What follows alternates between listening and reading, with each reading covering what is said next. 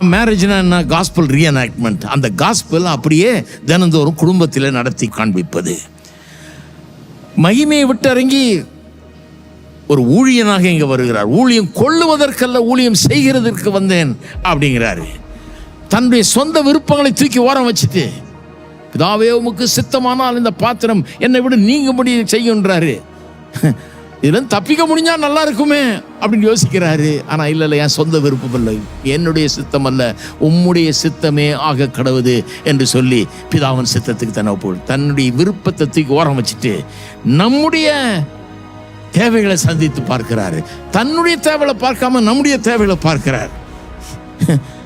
அப்படிப்பட்ட ஒரு தியாகம், அப்படிப்பட்ட ஒரு அன்பு தான் இன்றைக்கு நம்ம இங்கே கொண்டு நிறுத்தி இருக்கிறது, ரட்சிப்பு உள்ள கொண்டு வந்திருக்கிறது.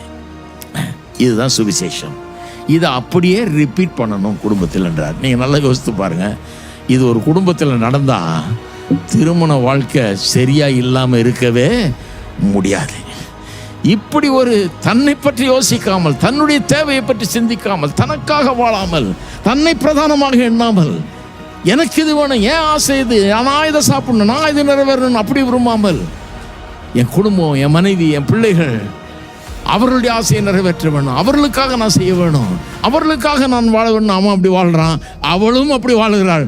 ஏன் ஆசை இல்லை, அவருடைய ஆசையை நிறைவேற்றணும். ரெண்டு பேரும் ஒருவருக்கு போட்டி போட்டுக்கொள்றாரு. அப்படியே சொல்றாரு, ரோமர்களை பவுல் எழுதும்போது அப்படியே சொல்றாரு, நன்மை செய்யறதில்லை, ஒருவர் முந்திக் கொள்ளுங்கள்ன்றாரு. போட்டி போடுங்க. போட்டி போடணுமா? நீயா நானான்னு போட்டி போட வேணாம். வீட்டில் யார் பேண்ட் போட்டுட்டு இருக்கிறது இல்லை, போட்டி வந்துடக்கூடாது. போட்டி எதில் வரணும்? நன்மை செய்கிறதுல போட்டி வரணும்.